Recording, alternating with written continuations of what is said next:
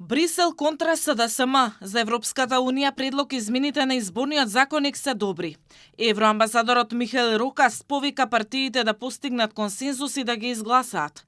Потсети и дека тоа е дел од реформската агенда. Законот сам по себе е добар закон.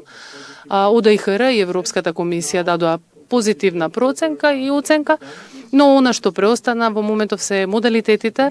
Јас разбирам дека има несогласување кога станува збори за овие модалитети, но чувствувам дека има добра волја тоа да се надмине. Премиерот повторно порача дека е подготвен уште еднаш да седне на маса со СДСМ, со цел да се постигне договор, но додава дека опозицијата нема аргументи со кои би го спречила гласањето на диаспората. Остава простор да се договорат за начинот на кој би се спровело тоа. Воред тие одлучиле дека и покрај тоа што десетици земји во светот аплицираат електронско гласање, го имам јас и естонскиот модел комплетно разработен, нека не биде така, од 2029 година, од председателските избори понатаму, тие се исплашени, бидејќи велат и тогаш ќе бидеме опозиција, па мисла дека некој повторно ќе им ги украде изборите.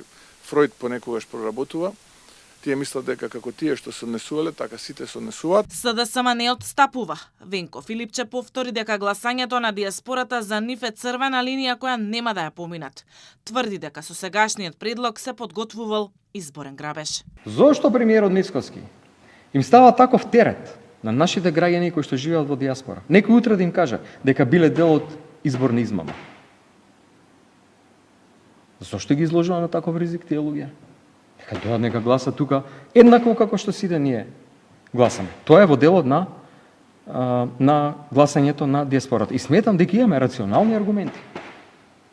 Изборниот законник засега останува заглавен во собранието, откако СДСМ и Левица поднесоа 13.000 амандмани.